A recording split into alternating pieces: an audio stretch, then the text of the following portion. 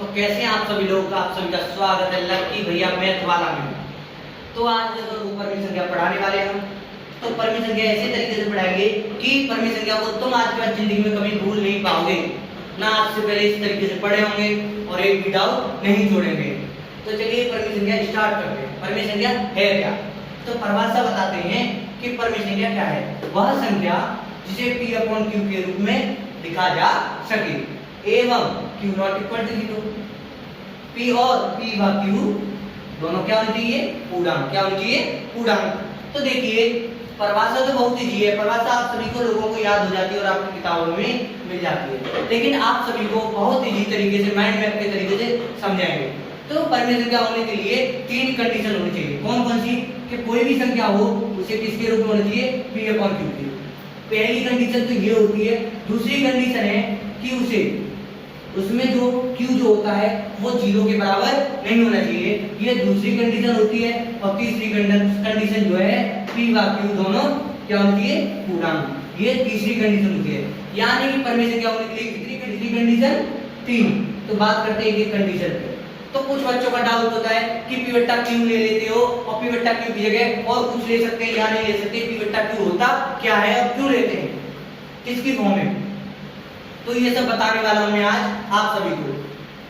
तो तीसरी कंडीशन में तीन कंडीशन थी टोटल, लेकिन पहली कंडीशन कहती है, क्या कहती है? कि कोई भी संख्या p/q के रूप में लिखा जा सके। कोई भी संख्या हो उसे p/q के रूप में लिखा जा सके, यानी कि p/q के रूप में लिखा जा सके। यानी मतलब p/q ही जरूरी नहीं है कि p/q ही लो, आप लोग m/n भी ले सकते हो, a/b भी ले सकते हो, कुछ भी ले सकते हो, लेकिन इसका मतलब होता है अंश बट्टे हर।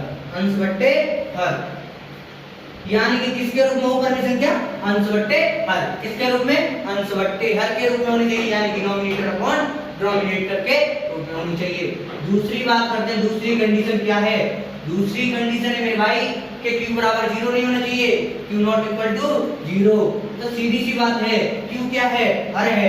हर बराबर 0 नहीं होना चाहिए। हर जो क्या नहीं होना चाहिए? 0 नहीं होना चाहिए। और थर्ड कंडीशन आती है कि p/q दोनों क्या होना चाहिए? पूर्णांक। p/q क्या है? अंश और हर। p/q क्या है? अंश और हर। यानी कि p/q दोनों क्या होना चाहिए? पूर्णांक। क्या होना चाहिए? पूर्णांक। p और q क्या है भाई? जल्दी बताओ, p/q क्या है? अंश और हर। अंश और हर क्या होना चाहिए? पूर्णांक।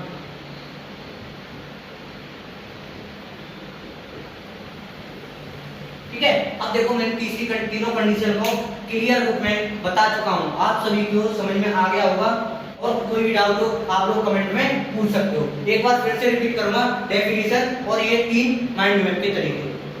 तो वह संख्या जिसे p/q के रूप में लिखा जा सके एवं q नॉट इक्वल टू 0 एवं या तथा कुछ भी ले सकते हो, परिभाषा अपने आप बनाओ, इतना ही अच्छा रहेगा। एवं क्या है? p/q दोनों पूर्णांक। तो माइंड मैप के तरीके से हमने बताया कि परिभाषा परमी संख्या के लिए कितने तरीके हैं, कितनी कंडीशन? 3। कुछ भी आगे पीछे जाए कोई टेंशन की बात नहीं है। तो पहली कंडीशन कहती है कि परमी संख्या होने के लिए पहली कंडीशन p/q है। क्या? p/q। यानी कि p/q क्या है? अंश बट्टे हर। अंश बट्टे हर। तो दूसरी कंडीशन क्या है? q बराबर 0 नहीं होना चाहिए, यानी कि हर बराबर 0 नहीं होना चाहिए। तीसरी कंडीशन है p/q दोनों क्या होना चाहिए? पूर्णांक। तो देखो p/q बता दिया, p/q का मतलब अंश बट्टे हर, q बराबर 0 का मतलब हर बराबर 0 नहीं होना चाहिए। p/q का मतलब तो बता चुका हूं, और दोनों पूर्णांक। अभी बात करेंगे हम पूर्णांक पर। इसमें बात करेंगे पूर्णांक पर। तो उससे पहले आप सभी को बताऊं कि आप सभी इस वीडियो के कमेंट में अच्छी लगी हो तो आप लोग बताएं, और कुछ समझ में ना आए हो तो आप लोग कमेंट में पूछ सकते हैं, मैं आप सभी का रिप्लाई जरूर दूंगा। मैं इसे रफ करने वाला हूं, तो एक बार इसका स्क्रीनशॉट लेना चाहो तो ले सकते हो। तो रफ कराने से दबा दिया। तो देखिए परमी संख्या की मैंने डेफिनेशन बता दी, आपको तीनों कंडीशन भी बता दी, लेकिन तीसरी कंडीशन में जो पूर्णांक आ रहा है मैं उसके बारे में क्लियर करने वाला हूं। पूर्णांक है क्या? तो पूर्णांक देखिए, पूर्णांक की मैं डेफिनेशन नहीं लिखाऊंगा क्योंकि वीडियो बहुत लंबी हो जाएगी, लेकिन मैं मुंह से बता रहा हूं, उसको याद कर लो, कभी नहीं भूल पाओगे, ध्यान से सुनिए बस। तो पूर्णांक है क्या? ऋणात्मक एवं धनात्मक और शून्य से मिलकर बनी हुई संख्याएं पूर्णांक संख्याएं कहलाती हैं। यानी कि पूर्णांक संख्या में भी पूर्ण संख्याएं होती हैं और प्राकृतिक संख्याएं भी होती हैं। यानी कि 0 से 1 2 3 4 और अनंत तक, और एक साइड ऋणात्मक, ऋणात्मक यानी कि माइनस की संख्या, 1 माइनस का लिखेंगे, 2 माइनस का, 3 माइनस का, डॉट डॉट डॉट माइनस के इनफाइनाइट तक वही, और इसमें 0 और मिला दिया जाए तो वह पूर्णांक होगा। डेफिनेशन ऐसे बना सकते हो। तो देखिए मैं आप सभी को पूर्णांक को एक तरीके से समझाता हूं। बीच में 0 होता है और जिंदगी में कहीं भी चले जाओ भाई, दो ही साइड मिलती हैं, एक LHS मिलती है और एक RHS मिलती है, यानी कि दायां पक्ष और एक बायां पक्ष। तो LHS लेफ्ट हैंड साइड और एक RHS राइट हैंड साइड, यानी कि बायां पक्ष और दायां पक्ष। तो दायां पक्ष और बायां पक्ष बहुत कंफ्यूजन होता है कि दायां पक्ष कौन सा और बायां पक्ष कौन सा है।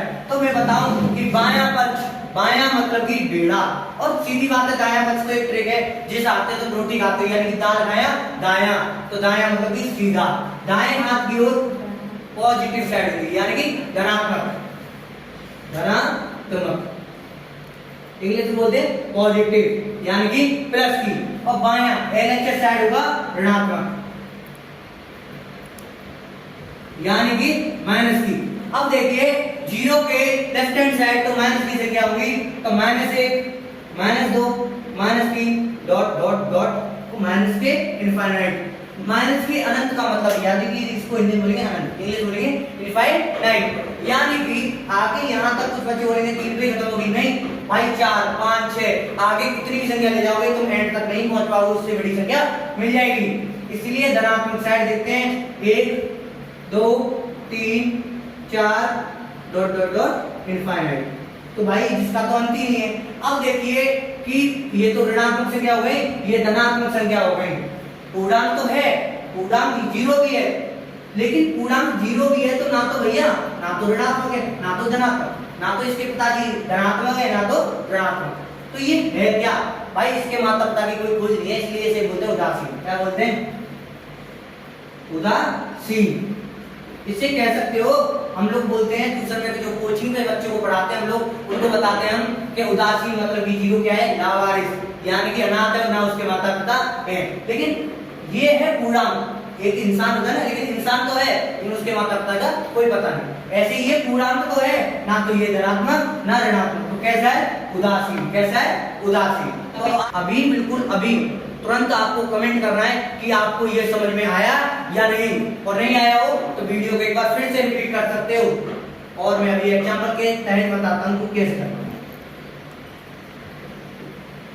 अब देखिए मैंने ले लिया उदाहरण 4, ये परमी संख्या है या नहीं? कुछ बच्चे बोलेंगे नहीं है, कुछ बच्चे बोलेंगे है। अब बताओ कैसे नहीं है? कुछ बच्चे बोलेंगे सर ये तो पहली कंडीशन ही क्लियर कर रहा है, पी अपॉन क्यू के रूप में नहीं है, कि कोई भी संख्या के नीचे क्या तो 1 लगा सकते हो, या 1 से गुणा कर दो, या 1 से भाग करने का कोई असर नहीं होता। तो जिस किसी संख्या के नीचे 1 नहीं होता तो उसके बट्टे में 1 लगा लेते हैं, कुछ नहीं होता तो क्या लगा लेते हैं? 1। यानी कि पहली कंडीशन क्या थी? पी अपॉन क्यू के रूप में होनी चाहिए परमी संख्या के लिए। तो पी ये है, क्यू ये है, यानी कि अंश ये है, यानी कि हर ये है। दूसरी कंडीशन थी q बराबर 0 नहीं होना चाहिए, यानी कि q बराबर 0 नहीं होना चाहिए। q 0 है कोई? नहीं है ना भाई, क्या है? q 1 है, हर 1 है। दूसरी कंडीशन भी कंप्लीट हुई। तीसरी कंडीशन क्या कहती है? कि दोनों पूर्णांक होने चाहिए। क्या होना चाहिए?